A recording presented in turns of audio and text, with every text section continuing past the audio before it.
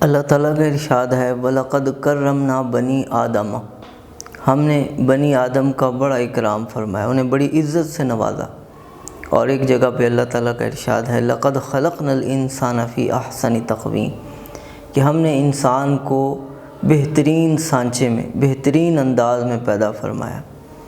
تو انسان اللہ تعالیٰ کی بہترین مخلوق ہے، اشرف المخلوقات ہے، اور اللہ رب العزت نے اس انسان کو زندگی کیسے بسر کرنی ہے اس کا طریقہ بھی بتا دیا۔ اس کے لیے اللہ تعالیٰ نے اپنا دین نازل فرمایا۔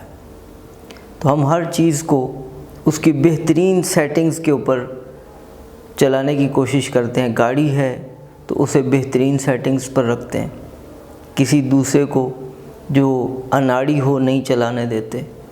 لیپ ٹاپ ہے، موبائل ہے، ہماری جتنی بھی چیزیں ہیں، انسٹرومنٹس ہیں، وہ ہم کوشش کرتے ہیں کہ ان کو ان کی بہترین سیٹنگز کے اوپر چلائیں اور ایک ہاتھ پہ رکھیں۔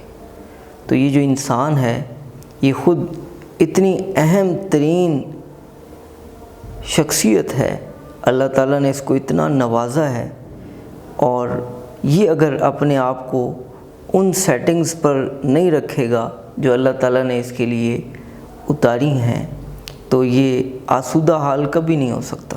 دین کو اختیار کر کے انسان آسودہ حال ہو جاتا ہے، اطمینان میں آ جاتا ہے، اور دین کو چھوڑ کر انسان پریشان ہو جاتا ہے اور بہت ہی زیادہ ٹینشن میں، انگزائٹی میں چلا جاتا ہے۔ وجہ یہی ہے کہ ہم اپنے آپ کو ان سیٹنگز پر نہیں رکھتے جو کہ اللہ تعالیٰ نے ہمارے لیے اتاری ہیں۔